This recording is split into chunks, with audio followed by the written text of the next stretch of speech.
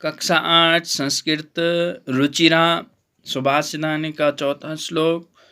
पहले मैं उच्चारण करूँगा, उसके बाद आप लोग मेरे साथ उच्चारण करेंगे। पीत्वा रसं तु कटुकं मधुरं समानम्। पीत्वा रसं तु कटुकं मधुरं समानम्। माधुर्यमेव जनयेद् मधुमक्षिकासौ। माधुर्यमेव जनयेद् मधुमक्षिकासौ। सन्तस्तथैव समसज्जनदुर्जनानाम्। सन्तस्तथैव समसज्जनदुर्जनानाम्। श्रुत्वा वचः मधुरशोक्तिरसं सृजन्ति। श्रुत्वा वचः मधुरशोक्तिरसं सृजन्ति। पुनः एक बार पूरा श्लोक उच्चारण करूँगा। पीत्वा रसं तु कटुकं मधुरं समानम्। माधुर्यमेव जनयेद् मधुमक्षिकासौ। सन्तस्तथैव समसज्जनदुर्जनानाम्। श्रुत्वा वचः मधुरशोक्तिरसं सृजन्ति।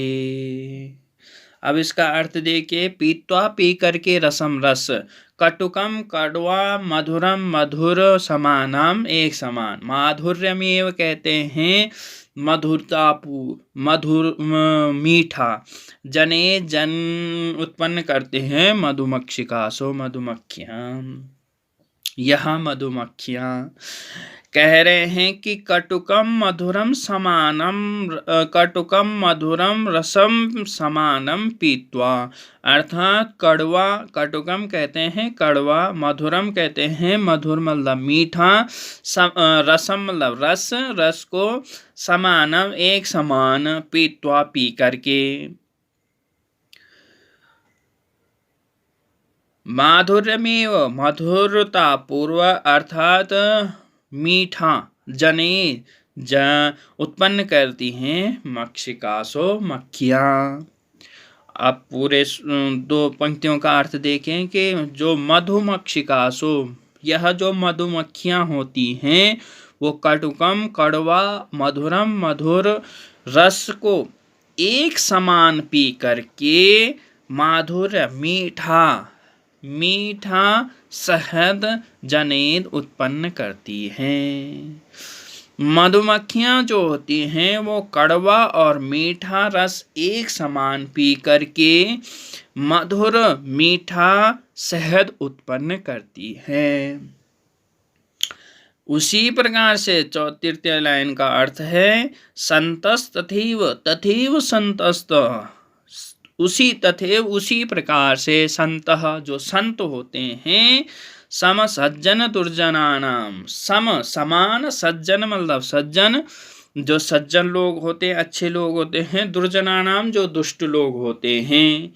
वचः श्रुत्वा वचनों को सुनकर, मधुरम मतलब मीठा, सूक्त रसम सृजन्ति, सूक्त रसम सृजन्ति अथा मीठी वाणी, मीठा रस से युक्त वाणी सृजन्ति बोलते हैं, उत्पन्न करते हैं, निर्माण करते हैं।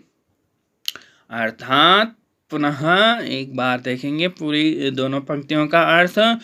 तथैव उसी प्रकार से, जिस प्रकार से बोला, मधुमक्खियाँ जो होती हैं कड़वा और मीठा रस एक समान पी करके मधुर स्वादिष्ट जो शहद रूपी, मधुर स्वादिष्ट शहद मीठा रस उत्पन्न करती हैं, उसी प्रकार से संत जो होते हैं वो सज्जनों और दुर्जनों के वचनों को सुन करके, सज्जनों के और दुर्जनों, अर्थात सज्जनों के मीठे वचन सुनकर, दुर्जनों के कुटिल वचन सुनकर के, ठीक है, मधुर सूक्त रसम सृजन्ति, मधुर वाणियाँ बोलते हैं। अर्थात जो संत होते हैं वो किसी दुर्जन की कड़वी वाणी सुनकर के या उनका क्रोधपूर्ण वाक्य सुनकर के वो उनके लिए अपने शब्दों में अपने शब्दों को कुटिल कड़वा नहीं करते, बुरा नहीं बोलते, अपनी वाणी से बुरा नहीं कहते। सज्जनों की अच्छी बातें सुनकर और दुर्जनों की बुरी बातें सुनकर के जो सज्जन लोग होते हैं, जो संत लोग होते हैं, वो कभी भी बुरे वचन नहीं कहते। अर्थात कहने का अर्थ है इस श्लोक का कि हमें किसी की बुरी बातें सुनकर या किसी की अच्छी बातें सुनकर के बुरी बातों को सुनकर के कड़वा नहीं कहना चाहिए। अपनी वाणी में कड़वाहट नहीं लानी चाहिए। हमें सबके वचनों को सुनकर के अपने एक समान वचनों के मीठे वचनों को बोलना चाहिए। शब्दार्थ भी लिखे हैं इसमें मैंने आपके लिए, आप शब्दार्थ भी नोट कर लेंगे, लिख लेंगे।